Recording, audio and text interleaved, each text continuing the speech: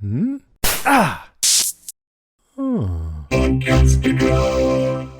Where did John go? He said he has something to do. Did he say what it was? No, I didn't ask.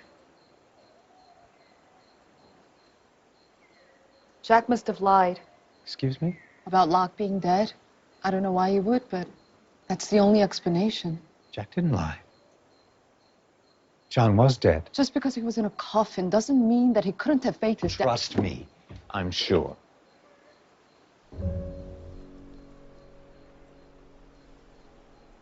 So you knew this would happen to Locke if we brought him back here? Son, I had no idea it would happen. I've seen this island do miraculous things. I've seen it heal the sick. But never once has it done anything like this. Dead is dead. You don't get to come back from that. Not even here. So the fact that John Locke is walking around this island scares the living hell out of me.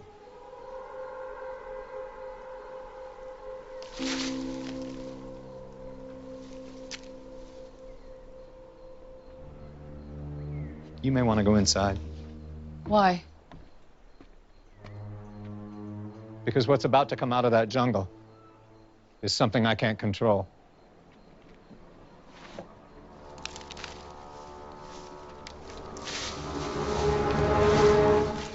Any luck? It hasn't shown up yet. Last time we didn't have to wait this long. It's not a train, John. It doesn't run on a schedule. Well, if it's not going to come to us, then I suppose we'll have to go to it. It doesn't work that way. I only know how to summon it. I don't know where it actually is. I do.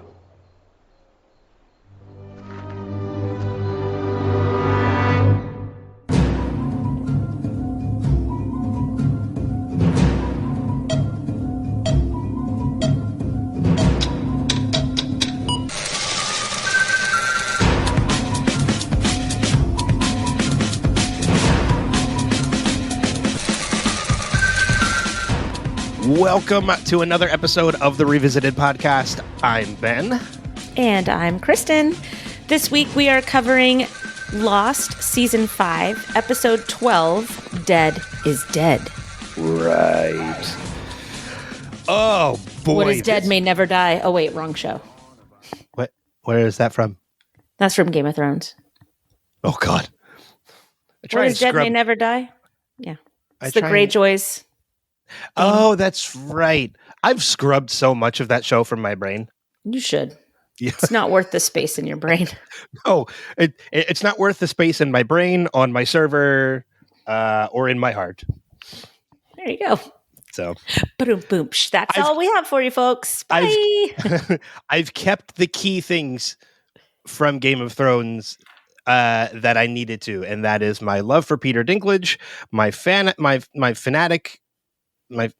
fanaticism, is that a word, of dragons, which carries over to House of the Dragons, and of course my love for Bella Ramsey and Pedro Pascal right now. Well, that goes without saying. Right. I love that man. Anyways, we are covering Lost.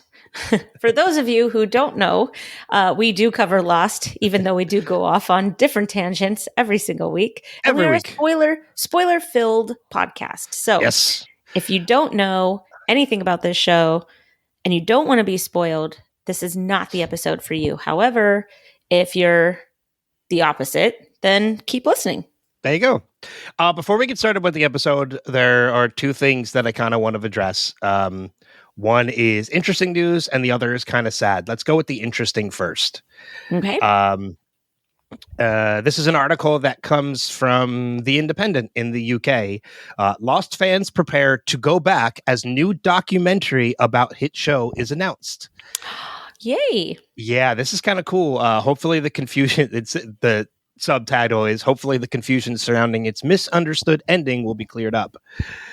And the article, I'll read the article real quick. It just says, Lost fans are preparing to go back. It has been announced that 20 years after the show premiered, a new documentary detailing the show's groundbreaking success will be released. The film, titled Getting Lost, will tell the entire story of how Lost became the biggest cult show on the planet, generating intense fan discussion and theories on the internet throughout its 6 seasons on air. Getting Lost is set to address and hopefully put to bed the furor surrounding the show's finale, which has gone down in history as one of the most misunderstood endings of all time. I 100% agree. Mm-hmm. Is there a date for this? I'm getting to that. From The Independent's deep dive on the finale, featuring words from co-showrunner Damon Lindelof. Oh, that's something they're just they want me to click to another article. The film will be overseen by filmmaker Taylor Morden, who directed The Last Blockbuster, which is an amazing documentary if you've never seen it. So hearing that name behind it gets me really excited for this. In a statement, he said, "Lost was a show that meant so much to so many people, including me. It came at a time when we all still gathered around the TV week to week to find out what would happen next. I want to make a film that celebrates the impact that the show had on the pop culture landscape, examines the missteps, and perhaps reveals the true meaning of Lost. Love it or hate it, Lost was a pivotal show and paved the way for the new golden era of television that we all know and love today," he said. Lost fans have expressed happiness that the show is getting the documentary treatment, with many calling the news exciting. There is currently no release date for Getting Lost. But if you want to rewatch the series ahead of the documentary, you can follow our podcast. There you go. Yeah. It actually says follow along with a different podcast, but we're not mentioning that one. We're mentioning ours. Well, our podcast is The Good Podcast. And you're already listening, so you're one step ahead. Yay! But I'm excited. It's going to be fun to see a documentary on the show. Hopefully that gets other people rewatching it, like a younger generation.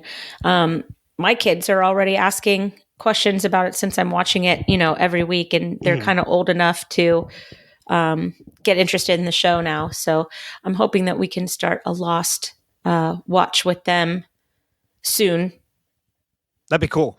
Yeah, I'd follow along with your family's watch of Lost. The Lost Chronicles, Halberg edition. Halberg edition. The other piece of news that we have that we'll discuss is sad news from the world of Hollywood. I know you and I were relatively really bummed about this. And it happened. We're recording on a Saturday. You're hearing this on a Monday, and the news was announced on Saturday. Follow along with that. Friday.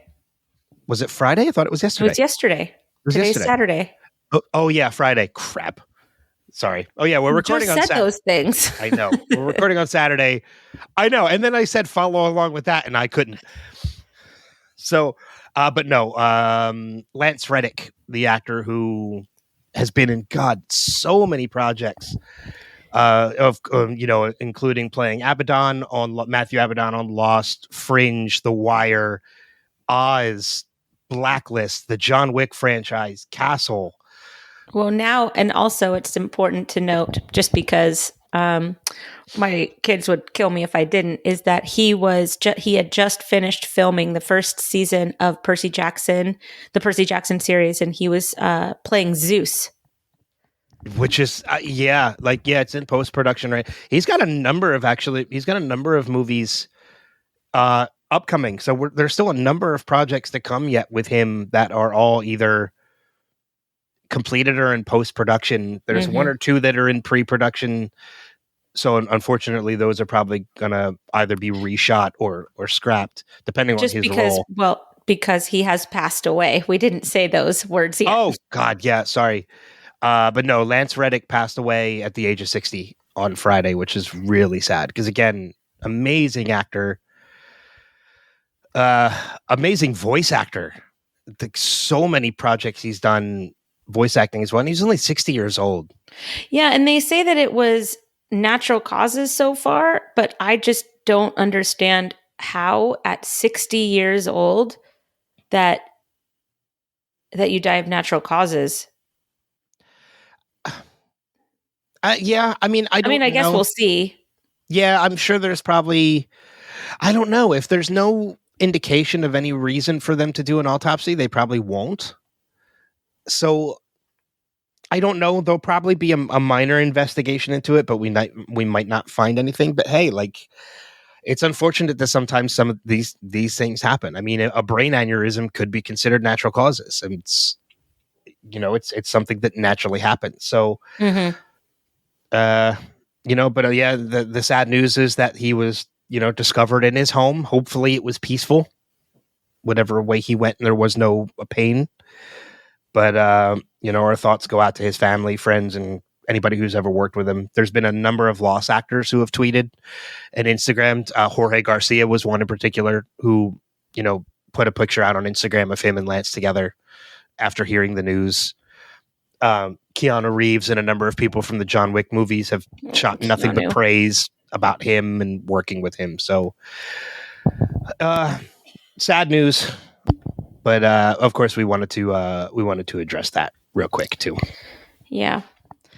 Rest in peace. And then it's a bummer because in this episode we see another actor who we recently lost in Brad William Henke, but we've already talked about that, so we don't really need to. Oh yeah, to dive back into that. It was funny when I was rewatching the episode and I was seeing how we were jumping with time.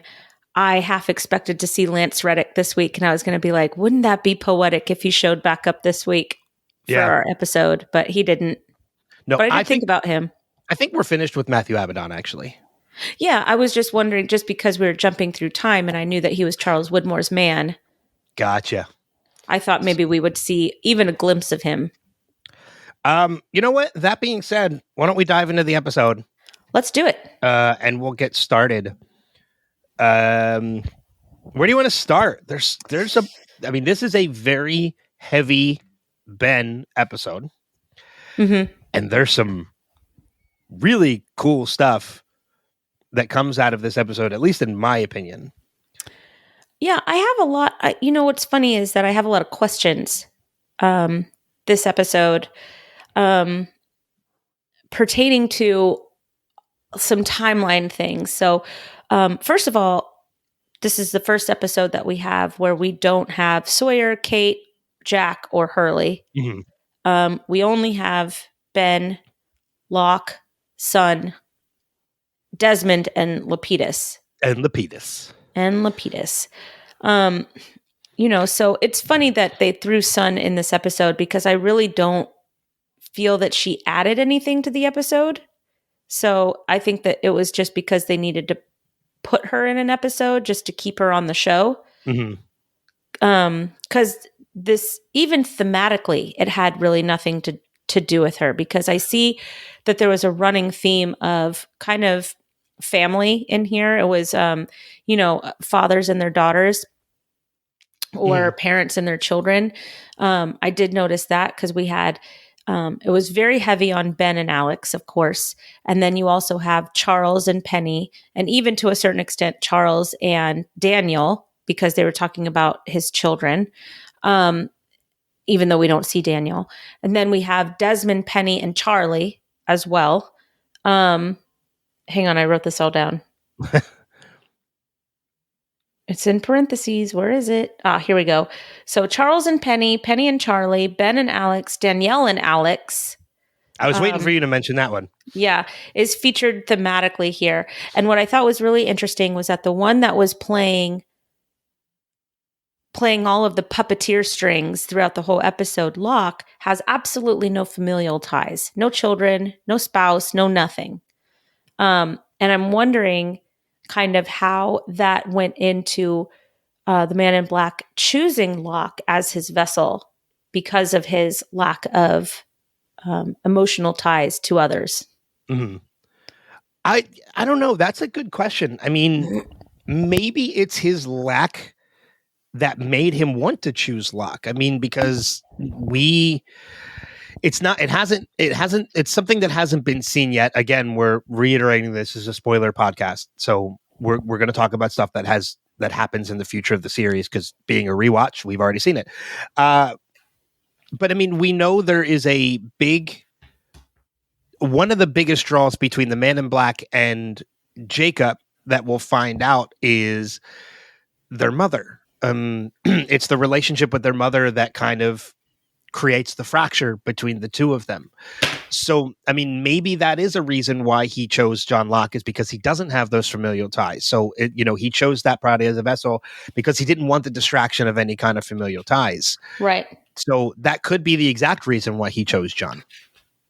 He didn't want anything tying him to somebody else. John, in essence, when you look at all of these other characters, he is the loner. He's the biggest loner of all of them. He has a disconnect from his own father, who have tried to murder him. His girlfriend, at the time we found out, his fiance at the time, has passed away. He has no ties to anybody. Right. So that could be the biggest draw for the Man in Black. Do you think that that's why Ben was chosen at such a young age to be by the island, is because he didn't want to be around his father anymore. He wanted to leave everything that he knew, and he didn't have any familial ties. And then when he got Alex, that kind of broke that covenant with the island. Yeah, I could see that. I mean, you're right. He wanted to distance himself from his father, who he ends up murdering. And you're right. It's not until he is sent to kill Danielle and finds the baby and takes the baby that things change. Mm-hmm. So maybe that is, I mean, we hear a lot throughout this episode of breaking the rules. Mm-hmm. And that could be the very first rule that Ben broke unintentionally. I mean, he broke a rule that he probably did not know was a rule. Not to mention that he did the right thing in that moment. Absolutely, he did. So for doing the right thing, it's weird that he would be punished by Jacob.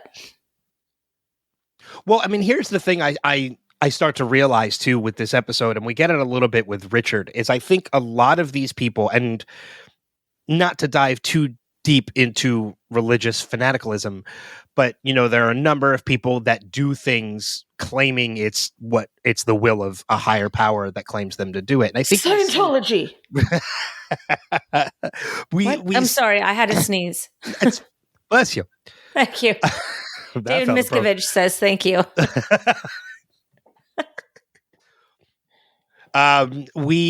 I think we get a little bit about that in this episode too, of people using Jacob as an excuse and as a crutch, using this is what Jacob wanted is a reason to do the things that they want to do, even though it might not be the case at all. And I think we get a little bit of that with Richard when he's confronted about bringing Ben back to the temple. And he's like, well, this is what Jacob wanted. How do we know that? Like, when did you talk to Jacob about this? And who is talking to Jacob right now? Or right in that time period? Exactly. I mean, because Richard is the one who's claiming Jacob told him to rescue Ben. When did you have that conversation with Jacob in between the time you took him and got him back to the temple? And then, we have Charles Whitmore, who we mentioned last episode was only mentioned, and now we get to see him in this episode. Who's also claiming that he is somebody who talks to Jacob. So you're right. Like, who is the real person that Jacob is talking to? And I think that kind of leads into, again, people using Jacob's name as an excuse. Kind of like people that use God as an excuse these days, as an excuse. That's why I said not to get into religious fanaticism. Yeah. Well, I'll say it. I don't care. I mean, that is what's happening right now. That is what's happened in the past. I mean, people have been using God's name for centuries, for centuries, even thousands of years. They use God's name to justify the things that they do. I mean, you look at any fanaticism, you look at Christian fanatics, you look at Muslim fanatics, you look at Scientologists, Tom Cruise be thy name. Yeah. No. Sorry. He's just their financial benefactor. Yeah, that's also true. Yeah. I'm just saying, I love how it's very in your face, but it's also very nuanced if you're not looking for it in this show. That stops conversations. You saw that with Richard and a very smoking hot young Charles Whitmore. Holy cow.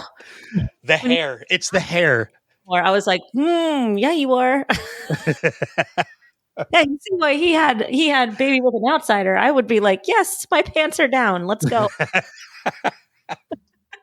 I forget the actor that plays that young version too. He was not credited in this show, just to keep it like a secret. Oh, really? Are you sure? Like he wasn't? It's in the trivia. Oh, okay. That's interesting. But yeah, it's he's so familiar. Like I know I've seen that actor before. Well, let me know where, because I will be watching it. I'm as you're talking, I'm actually trying to see if I can find it. He was beautiful. Like I was just like, oh, okay, this is nice. We only get him for one scene, which kind of sucks, but we got one scene. This is interesting. I've never heard you talk this way before about a cast member. I was very shocked. I was like, oh, hello. And yes, you have. His name is Sawyer. Oh, yes, that is very true. Yeah, I've been very enamored with Sawyer this entire run, so let's not take that away from me. Anyways, so Richard and young Charles Widmore are having this argument in front of everybody about why Richard has brought Ben back. And that conversation is stopped with, well, Jacob told me to. What are you going to do about it now? And like that changes everything. And you see that I think that happens again too when Ben brings back Alex, and it's another argument with Charles Widmore, and he goes, okay, if that's what Jacob wants, if that's what the island wants, here you go. Here's the baby. Go ahead, take care of it. Yeah, and calls his bluff. I loved that scene, by the way. I did too. There's so much about Ben that happens in this episode that I think this is the episode that really made me realize, because I've made no bones about it, Ben. I've said it before, and I'm sure I'll say it again. Ben is my favorite character of this entire series because of how nuanced and complicated this character is. And I think this episode really shines a bright light on that, because as horrible of things as he has done and as manipulative as he can be, which we see in this episode even more, there are times where you genuinely feel bad for Ben. And you feel for him. You kind of see things from his perspective. And I think this episode does a brilliant job of doing that. By the way, the actor's name is David S. Lee. Okay, well, hang on. I got to write it down. David. I knew. He's a David. Of course he's a David. David S. Lee. He hasn't been in a lot. He's a General Hospital actor. He was on General Hospital for 13 episodes. Really? What years? I watched General Hospital. I used to. I haven't. 2016 to 2020. That's when I wasn't watching it. But where I knew he was a recognizable face, and this is how I knew him from.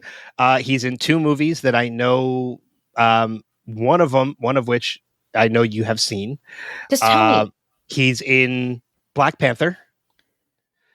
And he is also in the movie Get Smart with Steve Carell and Anne Hathaway. Yes.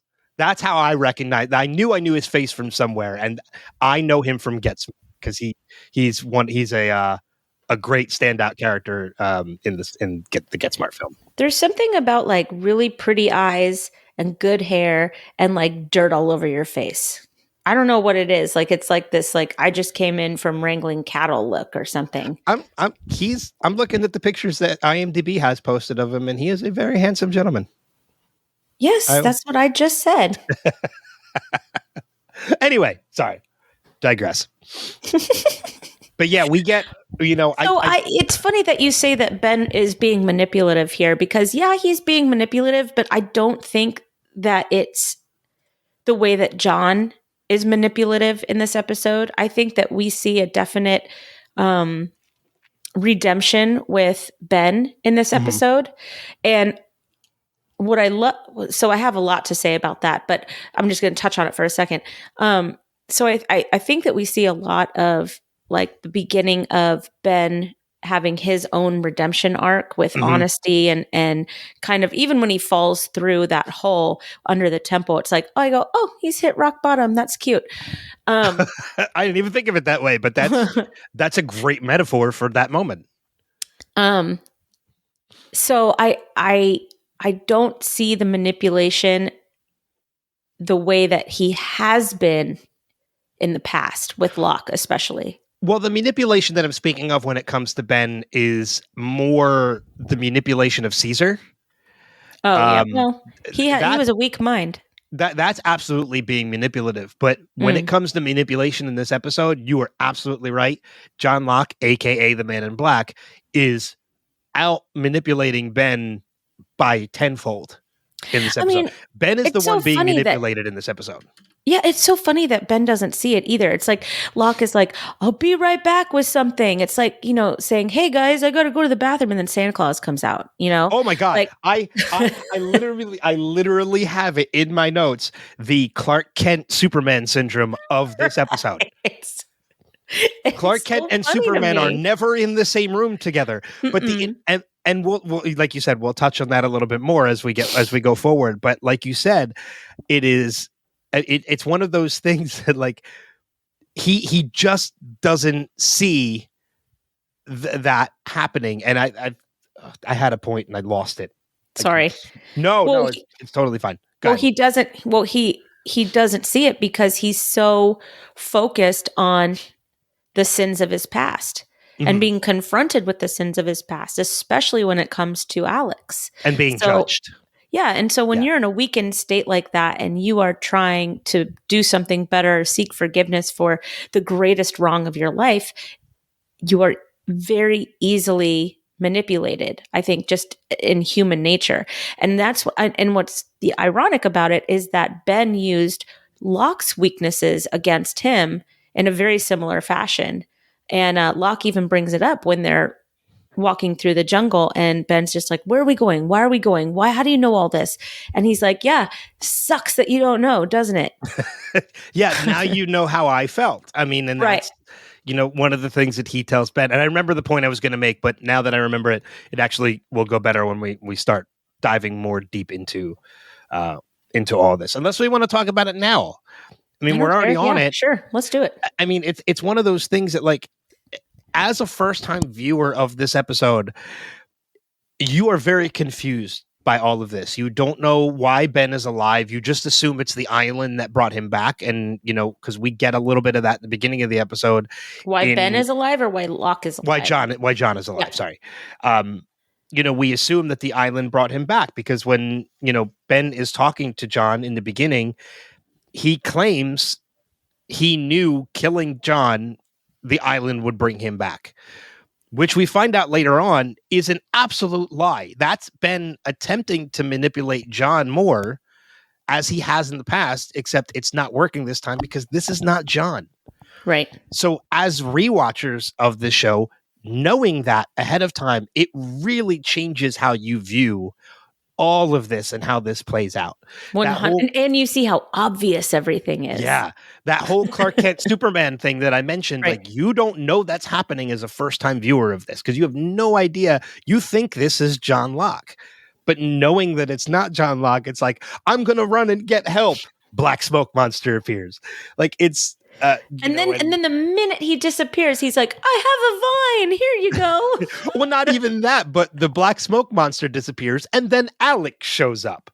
Right. That's right. Yeah. And then Alex goes away, and John happens to appear with the rescue. It plays out so brilliantly that, again, as a first-time viewer, you have no idea what is happening. You are so clueless to all of this.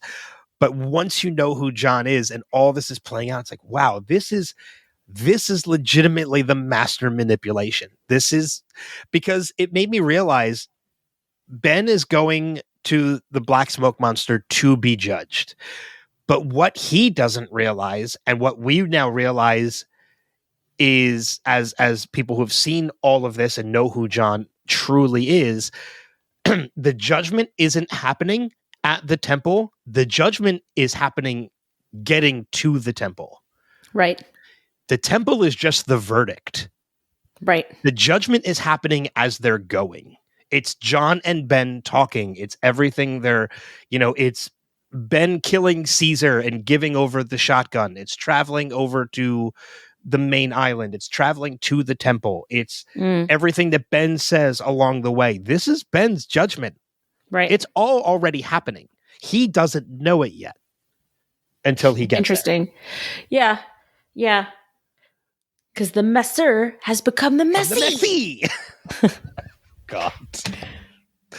It really is interesting how it's a complete role reversal for these two characters, and it's done really, really fantastically. And maybe that's why Sun was in the episode, is because Ben needed to talk to somebody while Locke was in the jungle doing whatever Locke was doing, because he goes, I don't know what is going on, Sun. Like, plain and simple. All I know is that I'm terrified because dead is dead and that guy's walking around and I don't know why. And I don't know what is going to, he goes, you may want to get inside because I don't know. I honestly don't know what's going to come out of that jungle. And then John Locke is like, hey guys. I love that too. Cause he says, like, where's my note about this? He says it's something because whatever comes out of that jungle is something I can't control. That's what it is. Yes. And then John walks out of the jungle. It's like, and it's totally true. That is so true. Mm-hmm. You don't realize how true what you just said is to that moment. And the whole rest of the episode is very blatantly just how little control Ben has over what is happening right now. Because I'll bet you it had nothing to do with his daughter. All of this, from the very beginning, none of this had anything to do with Alex.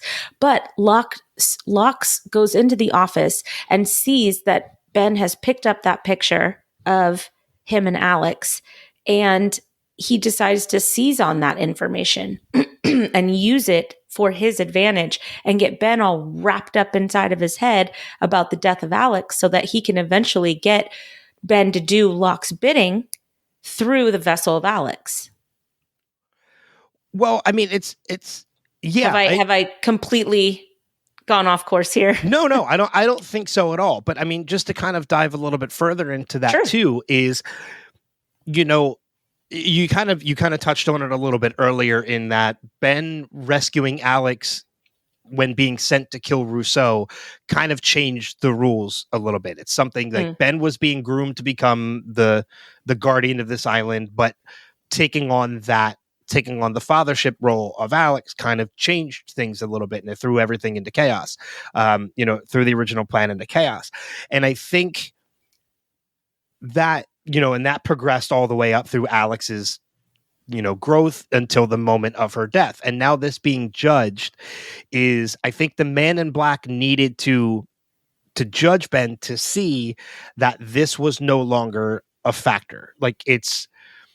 And I think almost the judgment is a little bit false in that sense as well, because Ben truly does have a love for Alex. He always did. I don't think that was ever a question. But it was a matter of, would he be willing to sacrifice his daughter for the sake of the island, which he does unintentionally. He threatens Kimi. Well, he doesn't threaten Kimi. He makes a bluff to Kimi. Kimi calls him on his bluff and kills Alex. Ben never intended that to happen. I don't think he ever intended to sacrifice Alex for the island. Right. But the Man in Black, in the form of John Locke, sees that he did, and judgment is ruled that he was allowed to live. So, in essence, I think something Ben never intended to do, again, saved his life. Which is sad. It's incredibly sad for Ben. But, again, in the end, it saved his life. And I think that's one of the reasons why the Man in Black ended up taking the form of Alex, to literally tell him to follow. It was basically the Man in Black saying, listen to every word I tell you, but in the form of Alex, which is the one influence he knew Ben would take. Yeah, I don't think that there's anybody else in Ben's life that would have shook him that much. No. I mean, he could have, you look at he could have taken the form of anybody, but I don't think, like you said, nobody more than Alex would have shaken Ben that much. Well, and that's that, parent-child connection. I mean, as much as we hate what Ben did, Alex only knows Ben as her father. Yeah. And she wasn't abused. She wasn't neglected. she obviously was very lovingly taken care of with their relationship when she was little. I mean, every parent-child relationship gets complicated in the teenage years. Theirs was a little bit more complicated because she found out that she was kidnapped, which, can't be easy on a teenage girl. No. How do you Right. How do you accept that? Right. The man you've grown up to love as your father is not actually your father. That's That's I was home late for curfew and my parents are the worst. That's like, that makes that look like peanuts. Right? Yeah. But I want to say too, I loved the scene of Ben's. I guess it's part of the judgment. It's the final judgment, with the black smoke monster coming out of the vent and surrounding him and seeing all the images. I was crying during that scene. I was getting choked up, seriously. Yeah, I was crying. One, visually, it is a beautiful scene. It looks awesome. Like seeing the smoke come out and surrounding him. But as I mentioned earlier about the complicated nature of Ben as a character and how there are moments when you start to feel for him. And like you said, this is the beginning of his redemption arc. Mm-hmm. You legitimately feel for Ben. You are heartbroken for him because as much as he has done, this is the one moment you realize how truly heartbroken he is over the death of Alex. No, I think that you were right the first time. Broken. I think he broke. Oh, that too. Moment. Yeah. Ben changed forever after that moment. We've seen a different Ben before and after Alex's death. Yeah. Well, because I don't think we ever see the old. This is a brand new Ben. I don't think we ever see the old Ben again. He is no longer a leader. He's a follower going forward. He is, but I think that he also uses what he knows. I think he uses what he knows not for leadership. I don't think he wants to lead anymore. I think that he is just there to be a steward and not a leader anymore. Yeah. I can see that. And I'm not saying that's his goal right now. I think that he doesn't even know that that's what he's doing right now. I think he's in his rock bottom phase right now. Yeah. No, I actually really liked that metaphor because I never even thought of that. Thank you. That was a great metaphor. Yeah, but I mean, you're right. I mean, even as a follower, Ben is still incredibly smart. There's no look at what he did, how he manipulated Caesar, which is again fantastic manipulation on Ben's part. The moment he says, "I have," again, it's something I have in my notes when he is talking to Caesar and he says, "I don't remember him from the plane." I'm like, holy shit! That is, you are totally just call Caesar a fiddle because you just played him. It's well, and that's even a callback to when Ethan infiltrated the camp, and then we see young Ethan later, which brought up a very interesting question for me. Okay, that was something I never considered until now. Ethan was born into the Dharma Initiative, but we see Ben and Ethan together with the others. When did that happen? That means that Ethan at some point also defected. Mm-hmm. But we never see it because was that after the purge? It would. Well, I think the purge happens probably shortly after the rescue of Alex, the kidnapping of Alex, because they're all still living out in the woods. But then when we see Ben pushing Alex on the swing, they're all happy in Dharmaville. So the purge had to have happened sometime between then. So Ethan had to have left his parents of Horace, and I forget the mother's name. He had to have left Dharma at some point as well. We just never see that backstory of Ethan. That's okay. And I'm fine with that too. But for some reason, I never put that together earlier, knowing that Ethan was living with Ben when the plane, when 815 crashes. Mm-hmm. It's like, oh yeah, Ethan was born in the Dharma, but yet he's part of the others in Dharmaville in present day, which means Ethan also left the Dharma Initiative to go join the others Mm-hmm. at some point. We just never see it happen. But Maybe I don't it know was why after that the incident. maybe. I know that he was still a baby. Well, I was going to say, yeah, he would still be relatively a newborn at that point. Right. But I'm just wondering if he could have been taken. He could have been presumed dead. Well, Maybe. because if you look at the timeline, I don't know, right? If you look at the timeline, it kind of makes sense because they're kind of portraying Ben and Ethan as these. So Ben is probably a good, I think, 13 to 14 years older than Ethan at this point. Maybe not that much, but at least like somewhere between 8 to 12 years older than Ethan, I would say. Ethan does look relatively younger. He looks like a young teen in that scene with Ben. 1977 is when the incident happens. The purge happens, I believe, in 93. This was supposed to be 92. I think I saw in when I was looking up the timelines. Because I have some issues that would make sense with the timeline. Well, that would make sense because if that timeline of Rousseau it was 1988. 1988 was when Ben and a young Ethan Rom stand outside a camp watching a tent. Okay. So that was 1988. And then 1992 or later was when Charles Widmore was being escorted off the island. So it had to be, I believe the purge probably happened shortly before that moment. So between 1988 and 1992. Yes. Which, like I said, I like when we see Ben and Ethan, the purge has not yet happened. But then when we see, Ben with Alex on the swing and Charles Widmore being, obviously the purge has happened because they're living in Dharmaville.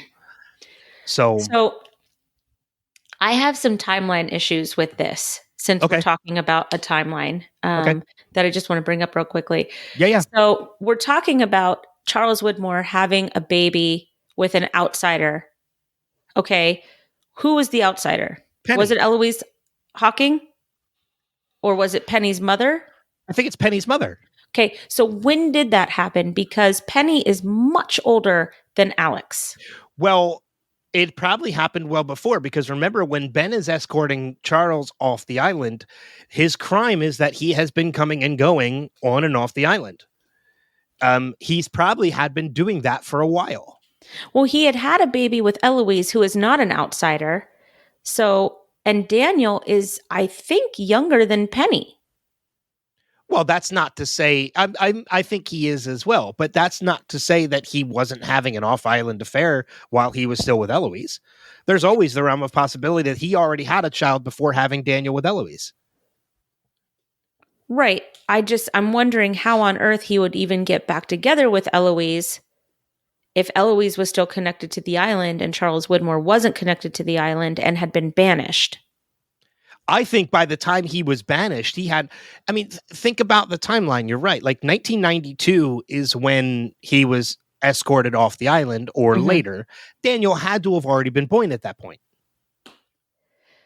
Daniel had to have been 8 or 9 years old, probably.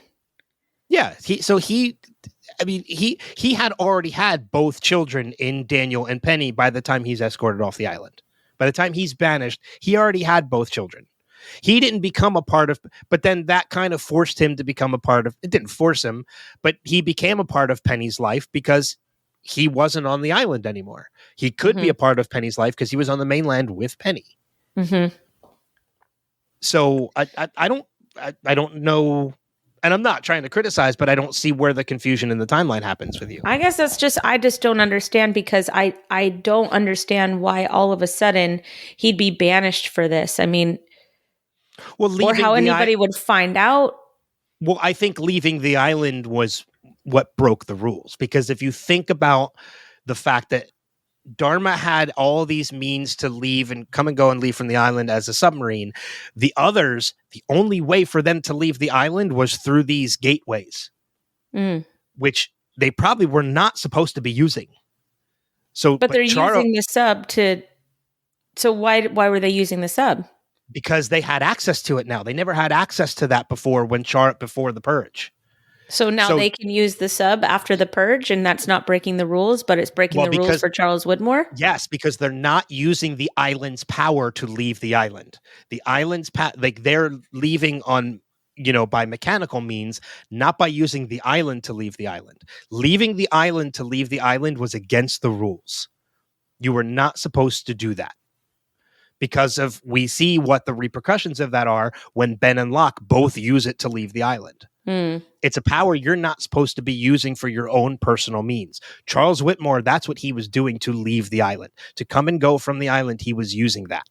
That was breaking the rules of the island. That's why he's banished. Okay. Well, that's how I saw the situation. That's fine. I'm just like, for me, I was having timeline issues because I'm like, Alex is young. This looks like you've been, you had a baby with an outsider. You did this. And I'm just like, why are we discussing this? This should be like decades old at this point. Well, it probably was never discovered. It's like finding out that your significant other has been having an affair for like a decade. Charles Widmore had a second family, a second island. Yeah. So, I mean, it's. Well, I mean, and that's the thing, too. Like, how would anybody know he had this other family? Well, that's what I'm asking. Because nobody knew he was coming and going from the island. And they have no means to communicate with the outside world. So how would they even know there was a second family for Charles Widmore existing unless it came to be once they had the means to leave the island? By taking over Dharma. Well, we also see later, I think it's next season, that Jacob comes into his own form and he's off the island because he's checking out all of his possible candidates. Yes. So, I mean, if Jacob is allowed to leave the island, then everybody else should be allowed to leave the island. Yeah, but Jacob is in control. Yeah, I know. Well, is he though? Is he? Well, that's probably part of the situation here. That's probably part of it, is that this power to come and go from the island is Jacob's, which is why no one else should be using it. Right. Unless given permission. But Charles was going against that and using this ability, using this power for himself. Well, that's Charles what got Widmore. him banned. Well, he's a dick. That's what maybe Charles Widmore played with time. Like, let's just do an alternate theory here because this sounds fun. Maybe Charles Widmore was like playing with time the way that, the survivors are all in different time periods. And he like used his knowledge of the future for him to be as rich as he is now back in the 70s. Would not put that past him. Right? You know what I mean? He's like Biff Tannen. Thank you for using that reference. You're welcome. I would not consider that out of the realm of possibility because you're absolutely right. If you think about that, how could somebody who spent most of their life on this island and not be banished until, if you look at him, he's easily in his late 30s, early 40s at that point, comes to the island and is now this massively successful person. Like he's rich, super rich. Yeah. You're absolutely right. I love this alternate theory, by the way. You are absolutely right. He was messing. I'm just going along with this. He was messing with time to set up his own success. Charles Widmore is Biff Tannen. I'm writing it down. I love it. I absolutely, because you're right. It doesn't make sense that somebody who spent 30 to 40 years of their life on this island is now this massively successful, wealthy person without some kind of influence. He could hire an entire army of mercenaries to go to the island. That's not cheap. He bought Desmond a boat to get him to leave Penny. Right. While they were drinking like $100,000 whiskey. Mm-hmm. He's like, he's to rich people, he's rich. Yes. I love this theory. Thank you. Charles Widmore is Biff Tannen. Yes. I just thought of that during this recording too. That's just great. By us talking. I love it. I absolutely love it. Wow, where to go from there? I don't even know. So what I want to know, let's keep with Charles. Okay. I told you I have lots of questions, right? I have a couple other questions, but yeah, go ahead. Why did Charles Widmore order for Danielle to even be exterminated? That is a question. Thank you. Yes, it is. It even ended with a question mark and everything. No, that's a good question, because you're right. I don't know. I don't know. I don't have an answer. Yeah. For that question. I legitimately because he had don't. to have known that she had a baby too. Well, yes, I agree with that. And I think that's one of the reasons why he probably sent Ben to do it, is because he didn't want to get his own hands dirty. And then when Ben called his bluff on it, and Charles didn't want to get his, and everybody saw Charles didn't want to get his hands dirty, like that was, I think, the first nail in the coffin of Charles Widmore being a leader on that island. Was Ben he was called out in front of everybody. Then he was seen as weak because he wouldn't kill the baby. Yes. Yeah, absolutely. Which also tells you that he's a father. Ooh, that's a good point. I mean, well, that also would explain why he didn't want to do it himself in the first place, is because he has a daughter of his own at this point. Nobody knows he has a daughter at this point, but he does. So he already has that familial tie that he can see between Danielle and Alex, that he would never want anyone to harm his daughter. So why would he harm someone else's? But in essence, that kind of does himself dirty, because he creates that bond in Ben, which then later leads Ben to attempt to kill Penny. That was such a good scene. God, I love that scene. And it was like, and again, and then we see that same situation happen again. It's the full circle that when he is threatening Penny, Charlie comes out of the boat. And it's that moment he drops the gun. He's no longer wants to do this. Desmond's like, I don't give a fuck. Let's go. And pounds the shit out of Ben. And he was immediately bloody. He was immediately bloody. And then we see the beating that we saw Ben happen like a couple episodes ago when he's at the payphone and he's bloody and he's beaten. Now we know who did it. It was Desmond, because he was going to kill Penny, but decided not to when he saw Charlie. Now, it's not a daughter, but still, it's a child. It's a child. Cute kid, too. Such a cute kid. The curls. She's like, Charlie, get back inside. And I'm like, Charlie, get inside, please. But it's not Penny's boat. No, wait, no, I don't want to. No, I don't want to go that. What are you doing? I don't want to revisit that. What are you doing?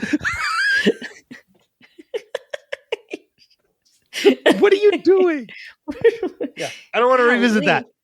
Good. Well, you did. But I mean, look, Ben absolutely deserved the beating that he got, because he shot Desmond. Although nothing. Apparently, he was the groceries he was carrying were Kevlar.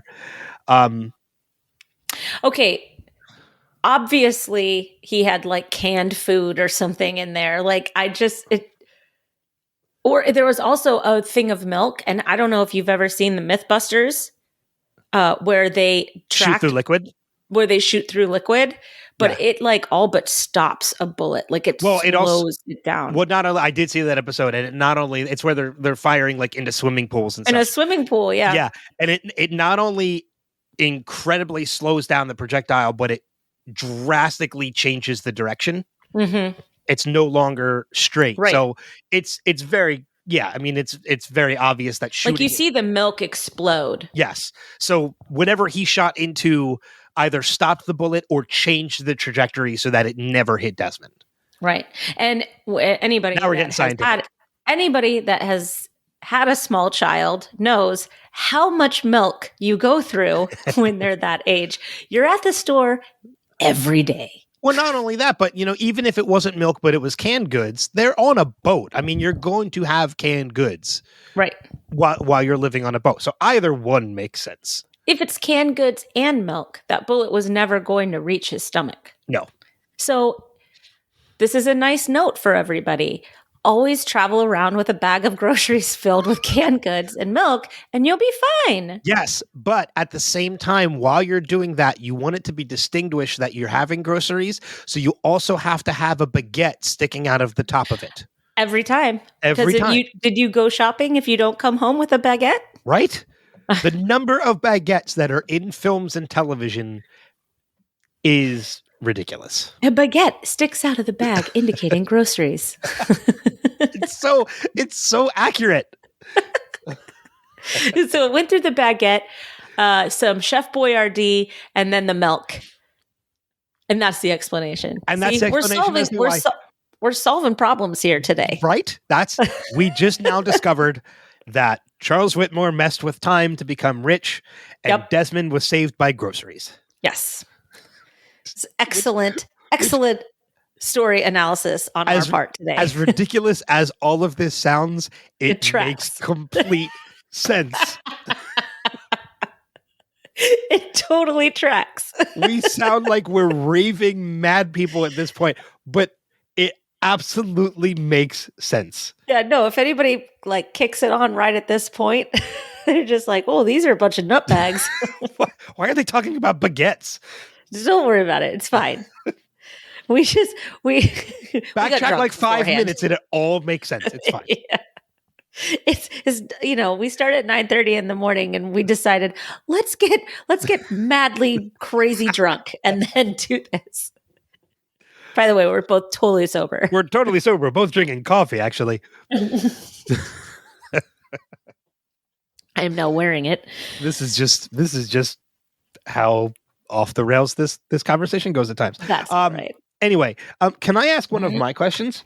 Please do. Unless we still have more for yours. I don't want to cut you off if you still have more notes. No, but I do have more questions, so we'll just go back and forth. All right, I'm just going to ask one of mine then. Why is there a temple in Ben's house? Okay, so he's gone down that secret. Yes, we've seen before. that. We've seen that before. Yes, but there weren't runes before, were there? Well, I don't think we saw anything but the door last time. We knew the door was there, and then we see the hallway, the little passageway. But I don't think it ever went any further than that the last time we saw this. I think we just know because we saw that that's where Ben went, because this is when Ben summoned the black smoke monster to kill the soldiers, like to kill Kimi and all those guys to protect Dharmaville. This is the first time we saw it. It was last season.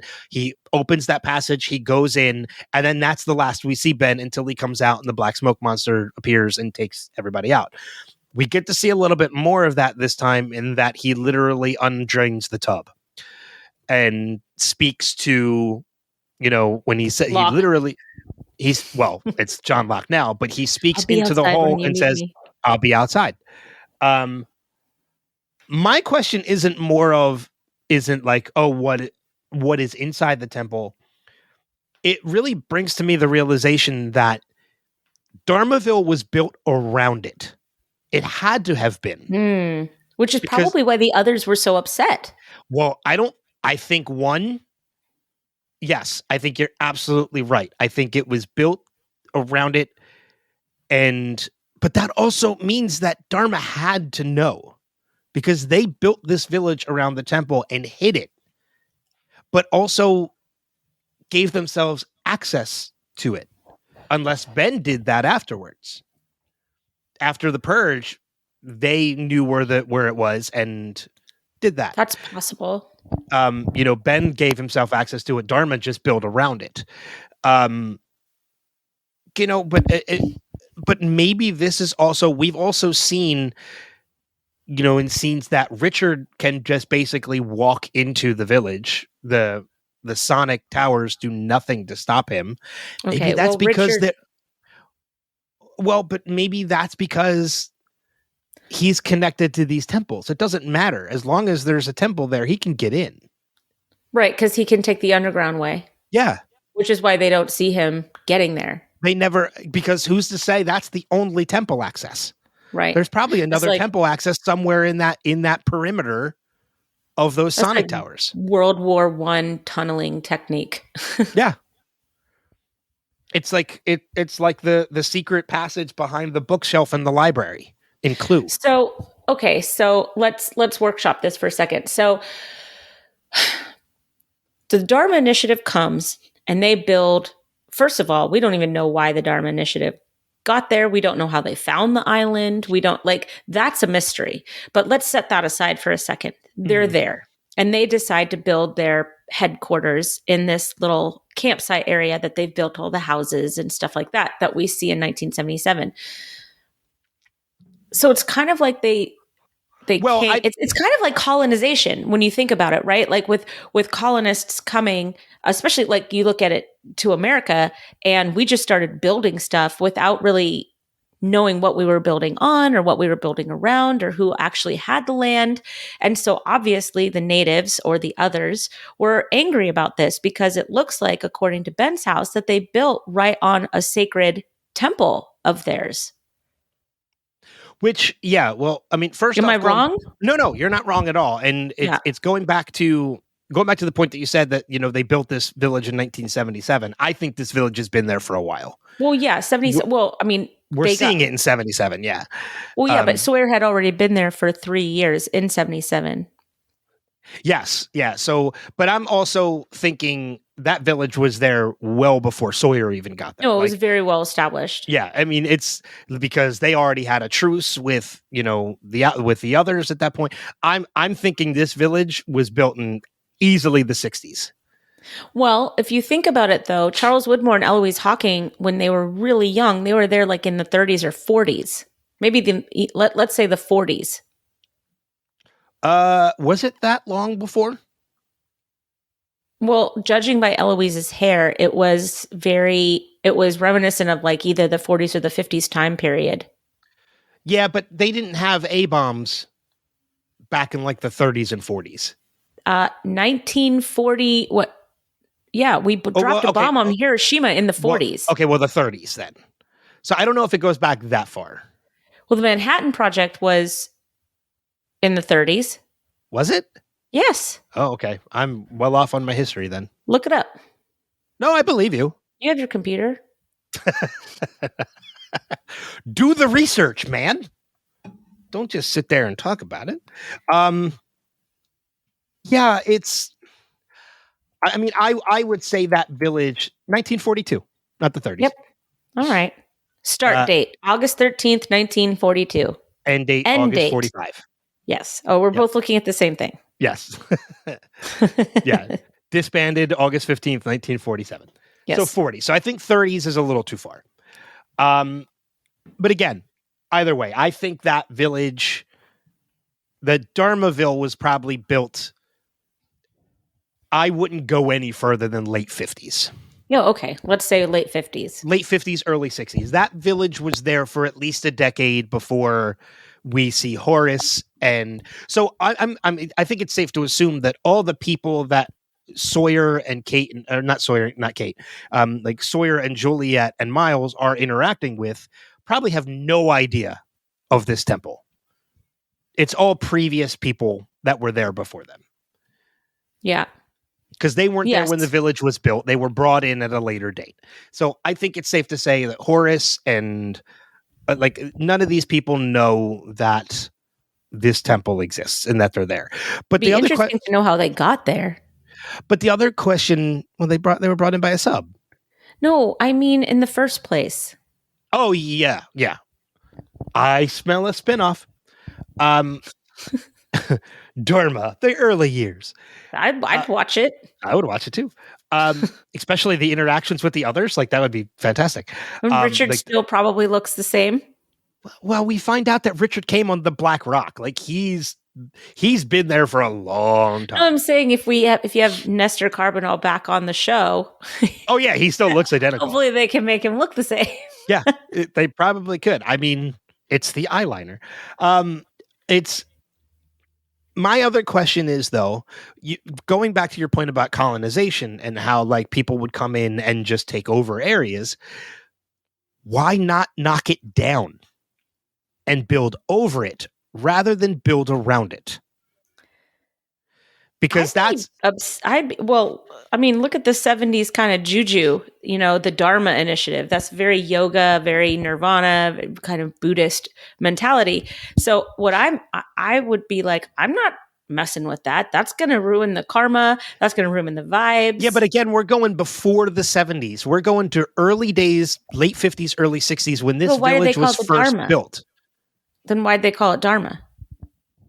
Oh, that's a good point. I don't know. These are questions for the documentary.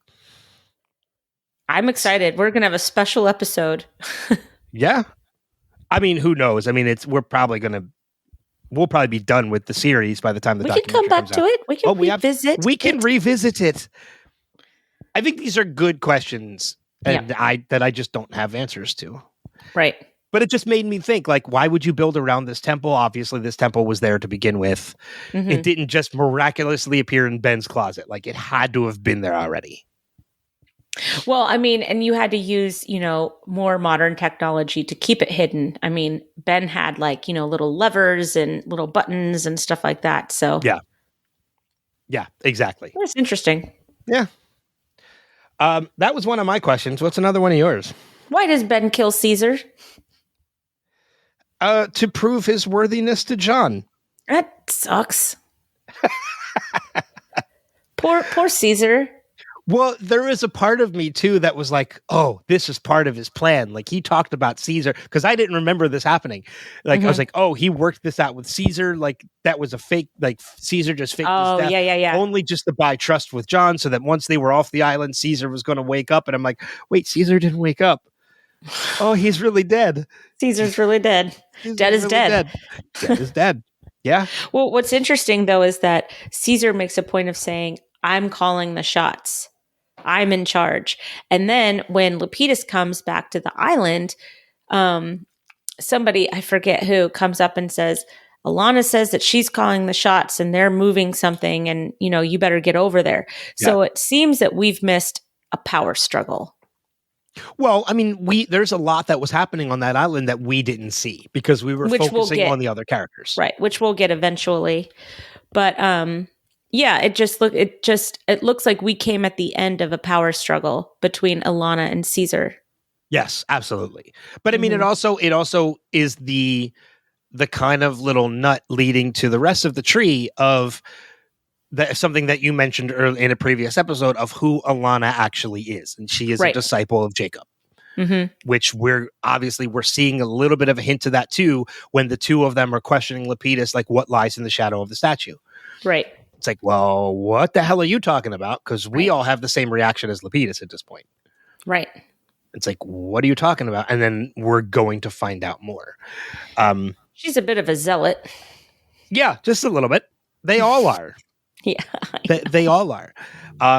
But one of the things that I love talking about, like the statue and what lies in the shadow of the statue, is when Ben is in the temple, is underground with the temple, right before his judgment, when he sees that image on the wall in the temple. And it is what looks like a snake with a statue or with Anubis. Yep. Or a god similar to Anubis. That is legitimately Jacob and the Man in Black. So I use legitimately a lot. I saw a little thing on the hieroglyphics inside the temple that says numerous Egyptian hieroglyphics are seen, the representation of Anubis with what is possibly the monster being prominently featured, religion and ideologies. In reference to this image, standing or sitting with one arm down at the side, the other loosely held out, palm, thumb up, means to summon or invoke. Okay. So obviously the hieroglyphic said this is where you summon the monster, which was the snake. Mm-hmm. Yeah, I thought that was really cool because I had completely forgotten about that. Mm-hmm. I mean, and I like it how they made those hieroglyphics very clear for anybody that wanted to decipher it or take meaning from it, because everything else is just, runes. It's just scratch, scratch, scratch, circle, squiggle. Yeah. And you're like, yeah, okay, sure. They could have thrown anything in there. Just the same way that I don't know if you know about this. This is a little Easter egg for anybody who might be watching or listening, depending on how you're viewing and taking this in. But if you watch Raiders of the Lost Ark, there is a scene where Indy is looking at hieroglyphics along an archway, and R2D2 and C3PO are in those hieroglyphics. I love that. Makes me so happy. It was George Lucas and Spielberg working together, so they threw that little Easter egg in, which I love. I love that. Let's see, what else do I have here? I have quite a little bit. Okay. So getting away from Caesar and Ilana and Anubis and the hieroglyphics and such, I'm going to go back to this shoe thing again. Is that I was legitimately looking at a note about Christian on my list as you brought this up. So please go ahead. So we all, looked at the tape. We saw that his shoes were white, right? And then when John Locke gets out of the boat, he makes there is a point that is made where he was barefoot and he is putting on his black shoes. So to me, that is very like a big in-your-face clue about the fact that we're not dealing with John Locke anymore. There's all sorts of clues in this episode that we're not dealing with John Locke anymore. He has his shoes off, but he always has his shoes nearby. And I've noticed that like when he's standing at the water contemplating, or when he's, I guess, in the boat near, but maybe it has to do with water. Like when he's near water, he has his shoes off for some reason, other than the obvious of he doesn't want them to get wet. But when he gets out of the boat, which I'll tell you, Ben got out of the boat and nodded his side very easily and swiftly. And John was struggling in the background with the knot and getting out of the boat. He wasn't as easy with that maneuver. But when he sat down and he put on his black shoes, it was kind of like he was donning his dark persona, if you will. Okay. Yeah, I mean, it's an interesting. I mean, I know we focused on the shoes before, and Desmond is even not Desmond from the show, but our friend Des has kind of like made points of like they're just shoes. Like no, they're not just shoes. They are a symbolic representation of something. Right. Because we talked a little bit about what when we brought this up the last time was when we see Christian Shepherd talking to Sun and Lapidus, and we were kind of like, oh, what color shoes was he wearing? Because we wanted to know, who is this? Like, is this Jacob? Mm-hmm. Is this the man in black? Because it is one of them. And it made me realize there's a possibility that the Christian Shepherd we're seeing might be played by both sides. It just depends on the time. Mm-hmm. Because we get in this episode, not to digress too far from the points you were making with John Locke and the color shoes that he's wearing and when he is and when he isn't. We get the point where Ben goes into his old home. He sees Sun and he sees Frank. And they say, an old man told us to sit here and wait for John. We know that old man was Christian Shepherd or somebody in the form of Christian Shepherd. Mm-hmm. What if Christian Shepherd at that point was Jacob? Why would he tell them to wait for John? Maybe because the path that they needed to take to get to 1977 was something that Jacob couldn't do. Okay. That's a good point. I mean, this is a legitimate question that I'm asking. Like, this isn't something I already have an answer to. That's a really good point. And maybe we're right, maybe we're wrong. I don't know. Well, the only other explanation I thought of too is that, and it kind of shines a negative light on Jacob a little bit, is that we've kind of made mention that this whole thing, this whole series, everything that is happening is legitimately just, God, there's legitimately, again, I got to stop. It is really just a game that Jacob and the Men in Black are playing with each other, and everybody is a pawn. Everybody is a chess piece. Yep. So for telling them to wait for John is him just saying, wait for my opponent so we can keep playing this game. Yeah. Yeah. Because that's all it is. That's all it is, all of these characters that we've grown to love so much are just little pawns in the bigger game, which is, Jacob versus his brother. Yeah, it's in essence a chess game because every piece has to move strategically. But in the end, it's also these guys choosing a champion. Mm-hmm. Yeah. And the final champion standing becomes the guardian of the island. Because in the end, we see that it's Jack versus John Locke, in which neither of them win. So the runner-up becomes the guardian, which, in our opinion, is the person who should have been the guardian in the first place. Well, and it's interesting that you say that, because I think maybe that this war has been fought before, and Ben was possibly the runner-up to whatever power struggle that was happening with Charles Widmore and somebody else. I don't know who, but this is really out there, and it may be as if we haven't already gone that far with Charles Widmore being Biff Tannen. I mean, I know, but keep it going. So John Locke is wearing a charcoal shirt, right? Mm-hmm. We've seen Christian, who's usually wearing a light colored shirt or a white shirt from his suit. And Ben is wearing a dark and white striped shirt. So it makes me think that he is more of a neutral chaos character, and that he does, and it is indicative of the fact that he does play both sides very easily. He plays both sides, but he's also being played by both sides. Yes. Like I'm just wondering, because I know that everything is like not accidental, especially when it comes to wardrobe. And I just think that these little nuances in their costumes or in their outfits that they're wearing or clothes or whatnot, that has something to do with kind of how we are viewing these characters. Because I was looking at, who was it? Richard wears a striped shirt as well, and it's very similar to Ben's striped shirt. But Locke has a solid color, and it's a dark color on his shirt. Mm-hmm. And to me, that, and coupled with, the black pants and the black shoes, that's telling me that we are not seeing the same Locke. Yeah. I mean, that's a really good tell. I mean, the showrunners just have it all over the place in this episode. I mean, Locke is not Locke. It is proven over and over and over again in this episode if you're willing to pay attention. Yeah, if you're willing to pick up on the clues, they're all right there in front of you. It's just some people may not realize it until the reveal later on, because it's not something you're looking for. And maybe that's why people had such a problem with the show, is that they just weren't trained to look that hard into a show yet. Now, that's how we consume our media, is that we look at the shows, we what do you call it? Analyze the shows. Thank you. I was thinking of a D word, but it wasn't working. Dissect. We dissect the shows. Too. We analyze the shows.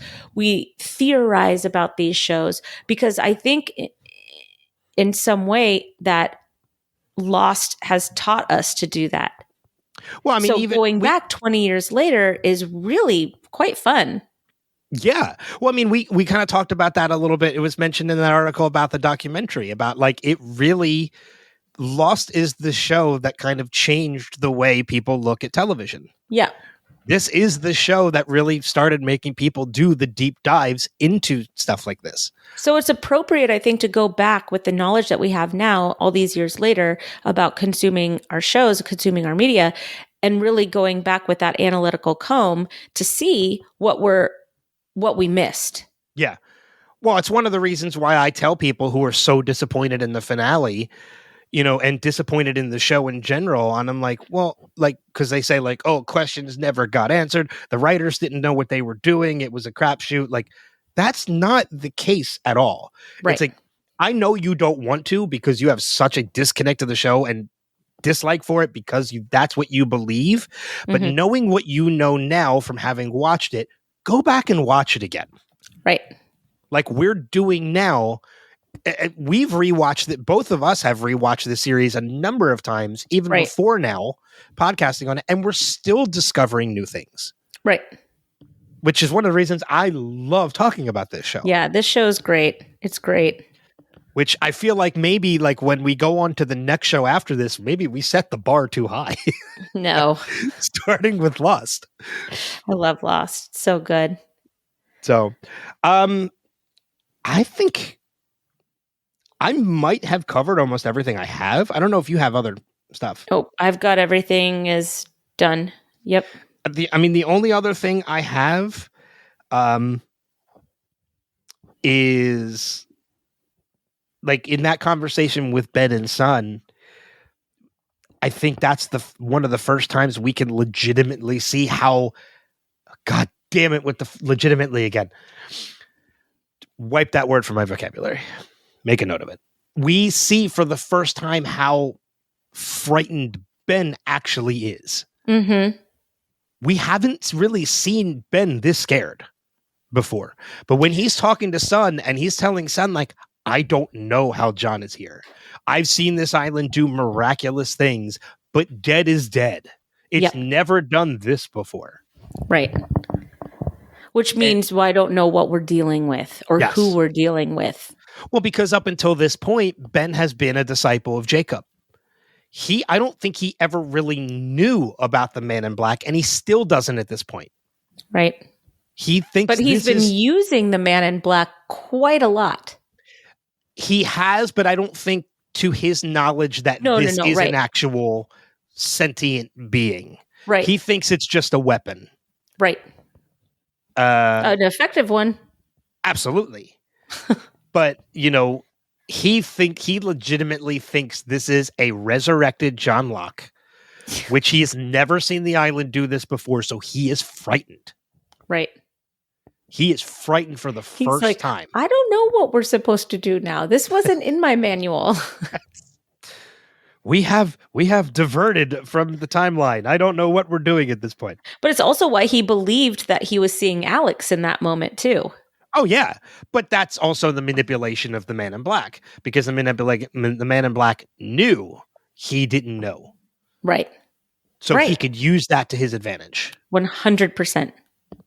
Which it's one of the reasons why I loved that. I loved all that happening is because the person who we knew up till this point was the master manipulator got masterfully manipulated. Mm-hmm. He is nothing compared to the Man in Black. And I think that is probably our biggest takeaway from this episode. Is that the Man in Black is something that we are not really prepared for as a villain in this show. Yeah. Because we're getting ready to be introduced. We are only episodes away from meeting Jacob and the Man in Black. Which I think I'm so excited for it. All these new discoveries that we are making along the way is just getting me more and more excited for when we get to the finale of this season. Mm-hmm. And I'm then definitely excited. And then into the final season next week. Yes. Next week. Not next week. We're not starting season 6 next week. Sorry.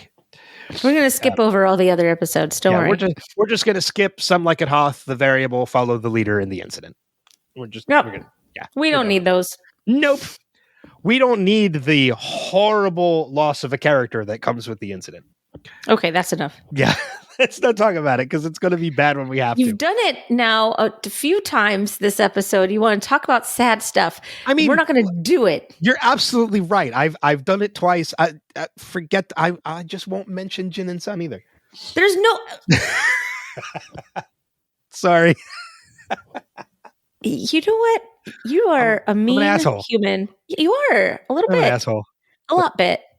Ugh. All right. Anyways. Any final notes? No. Not after that. No. So, all right, let's get into the feedback then, which we do have. We have feedback from our friends Des and Steve, as usual. Steve actually did send us a voicemail last week, but he sent it to the wrong email. Of course. I love Because he messaged me and he's like, did you not get my feedback last week? I was like, no. And I just double checked. We didn't get it. He messaged me like a couple hours later. He's like, oh, I sent it to the wrong email. So somebody out there has a Man. voicemail from Steve and is incredibly confused at this point.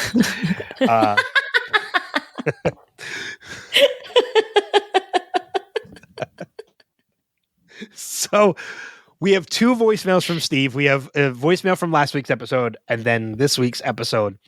We have an email from our buddy Des. And we actually already have feedback for Steve for next week, but we're going to play that next episode because he is actually on vacation. So he wanted to send us feedback. Oh, yay, Steve. So let's start with let's play the voicemail from last week for Steve first, since that was from last week. And we'll do Dez's email and then we'll do the other. Yeah. Okay. So let's play that first. Jack just sucks. Oh, that's not it. Sorry. I was not prepared for that at all. Obviously, by that ridiculous laugh. All right, here we go. Here's Steve's voicemail for last week. Hello, Ben and Kristin. This is Steve, and this is for Lost, Season 5, Episode 11, Whatever Happened, Happened. I'm kind of glad for the previously on this time because it has been a couple of weeks since I watched. I did listen to the podcast, though, so I know what happened in the last episode. Oh, he said he did. I forgot that Saeed pulled that ninja move on Jin to get his gun. Good point, Jack. He was locked up. How could he start the fire? Oh, and Kate just met Ben's father. The reason I'm glad for the previously on because I would not have remembered Cassidy. Oh, Cassidy can spot the lie that the baby's not Kate's. Oh, he needs a real surgeon like Jack. Miles didn't exactly say the name of the episode. He said what always happened. Jack just sucks. It wasn't the first, isn't do no harm the first whatever the doctors do? Oh, so Kate's a universal donor. Who else? Somebody else was a universal donor also, wasn't there? Miles is great. Shoot me. Good point, Hurley. He just stumped Miles. Huh. Hadn't thought of that. Don't remember how this turns out. They take him to the others. Oh, is this where we find out about the temple? And of course, the person who finds Aaron in the supermarket looks exactly like Claire. Jack sounds like a piece of work. Oh, Sawyer, you just told Kate you're doing it for Juliet. Did he just put a t-shirt on without even toweling off at all? That was the fastest drying scene I've ever seen of Jack. And Kate just mentioned Sawyer's daughter again. And when we saw the little girl, she looked like she's too big for a crib. Okay, so Kate, after 3 years, you've now told 2 people about the lie. Okay, so now that answers the question of why Ben doesn't remember, because whatever they're going to do to him. So we know that Charles is Charles Widmore and whoever the Ely is. But now we've got Ben and Locke. Whew. Next episode's going to be good. Thanks, Steve. People listening missed out on it. But if you watch the YouTube video, you can see Kristin's reaction to Steve's question about Jack putting a shirt on without drying off, which was hysterical. Because I said that last week. I said that exact thing last week. It was weird. Who does that? Nobody gets dressed soaking wet. Nobody. It is awkward and horrible. I mean, just like Jack. I mean, if you're skinny dipping in a pond and there's a bear, I could see you getting dressed as you're running. I'm not stopping to get dressed. I'm running full naked. full blown bare ass naked. I'll go Mowgli and find some leaves or something like that. But no, I'm not stopping for my clothes. Are you kidding? There's a bear coming. That's a good point. You're probably not even getting dressed wet in that situation either. No, I'll probably go swim out and hope that I don't get killed that way. Especially if it's a cocaine bear, then it's just, No, then you lay down and you're just like, this is it. Yeah, I'm accepting my fate. Yep, this is how I die. But thanks, Steve, for that one. We still have one more from Steve for this week's episode. But let's switch over to email because we got an email from our friend Des. I will say it now. All right.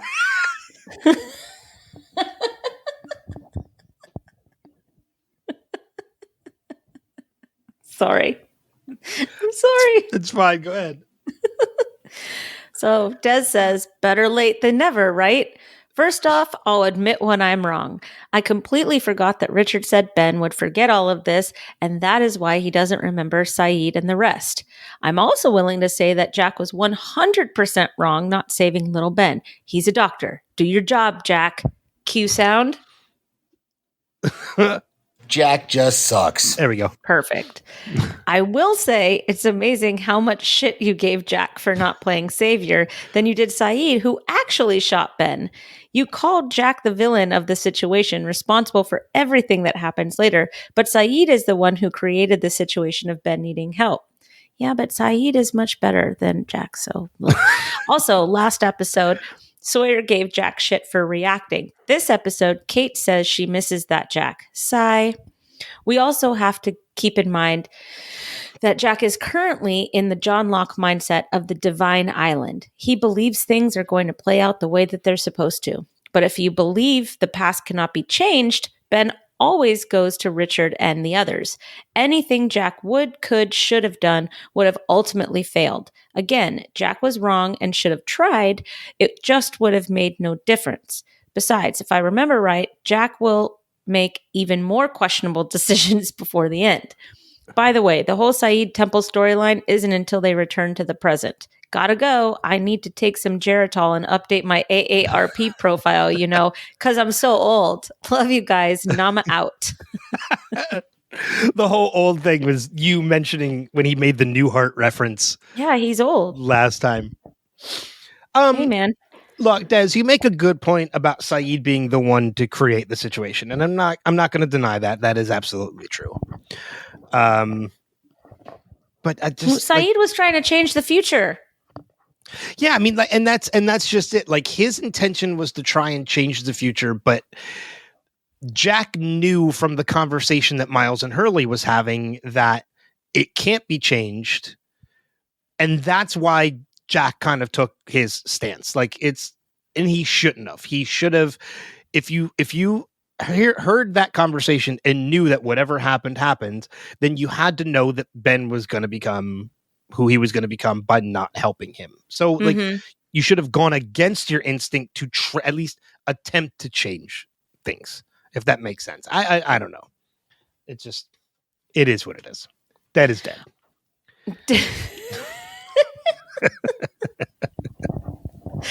Oh, I miss Des. We got to have him on the podcast. Yes. Maybe for the incident. Oh, that could be fun. Mm-hmm. If he's willing to do it. Des, hit us up and let us know. I think that would be a perfect episode, actually. Yeah. Like I said, Des, let us know if you're willing to do it. But yeah, we have one more voicemail, and that is from Steve again. That is for this episode. So here we go. And here we go, Ben and Kristin. This is Steve, and this is for Lost Season 5, Episode 12, Dead is Dead. Oh, that stopped Charles Widmore. I guess that's who this is, right? In his tracks, Jacob wanted it done. So we haven't actually seen inside the temple yet. We just saw Richard take him there, and now he's in this tent. It's amazing to me now, watching this with spoilers, knowing what John Locke is, that I now see the subtle differences in the way he's portraying this character, to even the fact that his voice is slightly different than the John Locke we knew from the other seasons. Just don't know now, John's not wearing any shoes, so white or black. Ben already starting the manipulation again. You just manipulated Caesar into being your back, having your back. Oh, I forgot about this. The young Rousseau, and this is where Ben takes her baby. Oh, Ben, I don't think you realize you are talking to the monster. Okay, John, and having this conversation with Caesar, I just noticed he does have black shoes. Did Ben just kill Caesar? He did, with that Mad Max double-barrel shotgun. Who's in Ben's old house in Alex's room? Is it Claire? Oh, it's Son and Lapidus. Oh, so they met Christian, and they're waiting for John. Lapidus, I wish I could repeat everything he just said in this scene, but he's did a great job of recapping everything that's gone on. Oh, Ben has a secret door in his house that leads to the temple? These scenes with Ben and Alex and Richard are all before the purge or after the purge, right? Oh, okay. This is where he sends Charles off. Oh, dead is dead. Ben just said the title of the episode. Mic drop. Mic drop. Oh, he said our mutual friend. Isn't that the name of the Charles Dickens book that Desmond had, right? That he hadn't ever read and had the letter in it? Yeah. I totally forgot this part. Ben just shot Desmond, and now Desmond wasn't... Wait, he was shot. Yes, I totally forgot that Desmond was the one that beat up Ben. Oh, man, Smokey is showing him all the moments with his daughter up to the moment that she was killed. Okay, it let him live. And now I'm on to the next episode because I'm out of town next week. Thanks, Steve. In regards to Desmond being shot, like, wait, he shot Desmond. Refer back to our Mythbusters conversation about groceries. Yes, we're very scientifically smart this episode.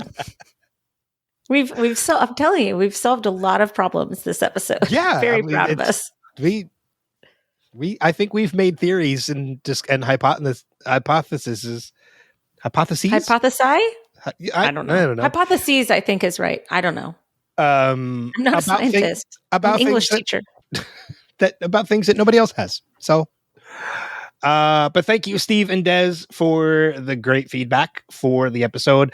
If you want to leave us feedback, which we encourage you to do so, just visit our podcast. Visit our website, Revisited Pod, and there you can find all the means to do it, as well as ways to subscribe to the podcast and find us and follow us on social media as well. So revisitedpod.com. Yes. Is how to do that. I think, is it my week for recommendations this week? Yes. So I have two. First is a television series in which Ted Lasso is back. It is back, and it's good. It's so good. I love it. I love that show. It is legitimate. God damn it. The legitimate word. I got to stop. It's like an or an for me. It is quite possibly, actually, not quite possibly, quite honestly, it's one of my favorite shows on television. I was really nervous about how they were going to do this season because I like the joy that's attached to this show. And I think that they kept it despite everything that's happening. And that made me feel a lot better about this season coming up. And what I love too is after season 3 premiered this past week, they did a bunch of interviews with some of the cast. They're playing very coy with the possibility of a 4th season because they've already said that like the story that they're telling was a 3-season arc. The show is this could be the final season. They're not advertising it as the final season, but they're kind of playing with the idea that it is. And then when they started talking to some of the people, like I forget the actor who plays Beard, but like Brett Goldstein. I love Beard. Beard is like Roy Kent is my spirit guide. Like I'm just, between him and Ron Swanson, I'm set for life. Wait, are you Roy Kent? Fuck off. That's him. Fuck no. But one of my favorite things was like Brett Goldstein had said that what he wants for the 4th season, he has an idea for the 4th season, and it's that somehow by the end of the 3rd season they all die and they come back as ghosts to spread happiness to other people around the world, and the show will then be called Ghost Roy.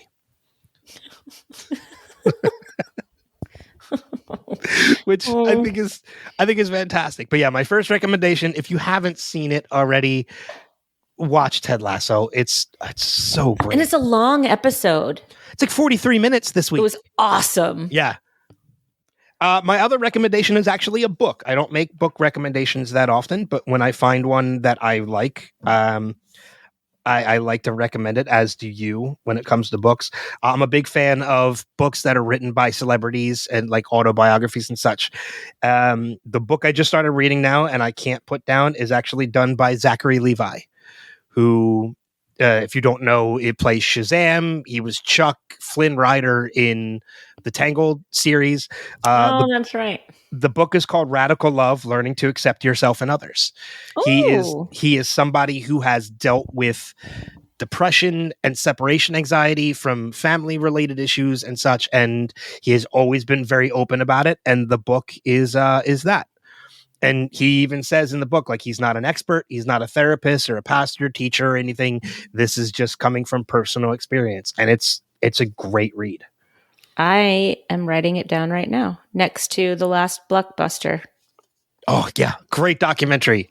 If you ever get the chance to watch it. If you're watching the video, there's the book by Zachary Levi. If not, just go on. He reads the Audible version. You can get it in ebook or hardcover. I have the hardcover and the ebook.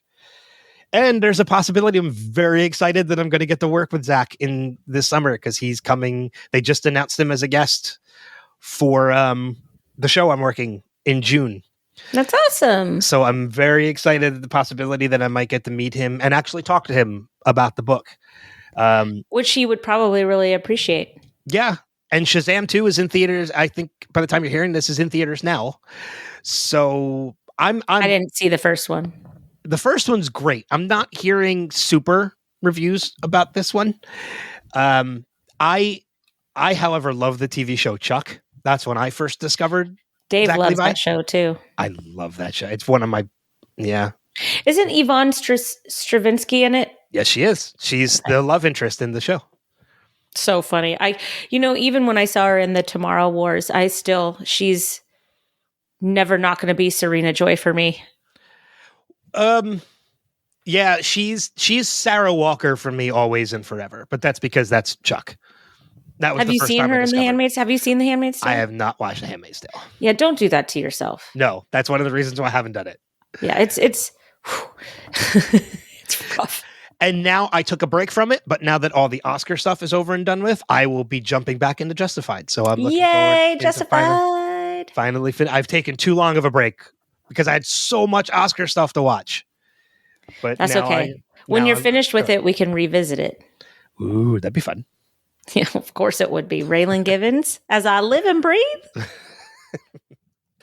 Any final? Myself. Oh boy, Whew. Man! If only the guy that played young Charles Whitmore and Timothy Olyphant did a show together. That would be great. Throw in Idris Elba and it's perfect. Yeah. Yeah. Yeah. Anyway, vagina.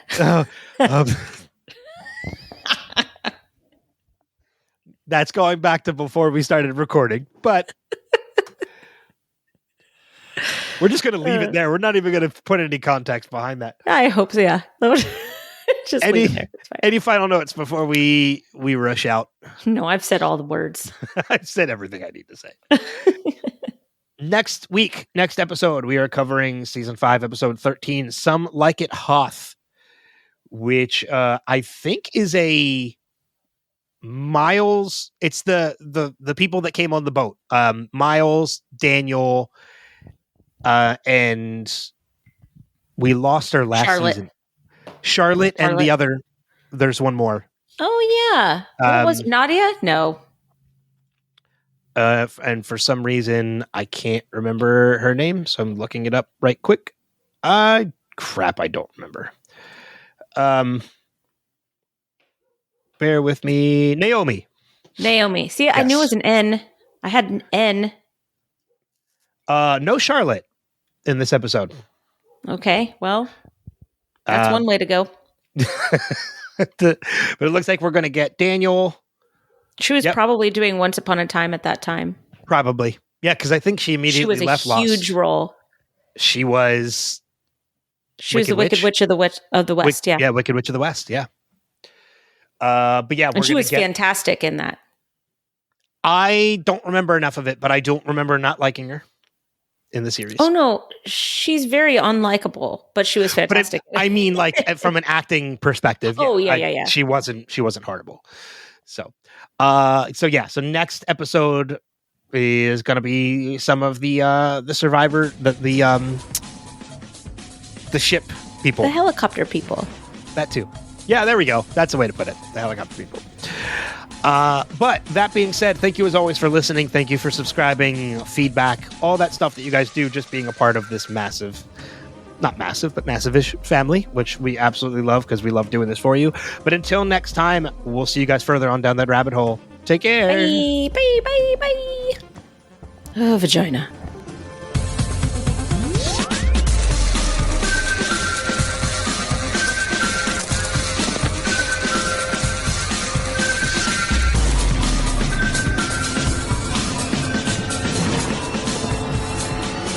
have to go back, Kate.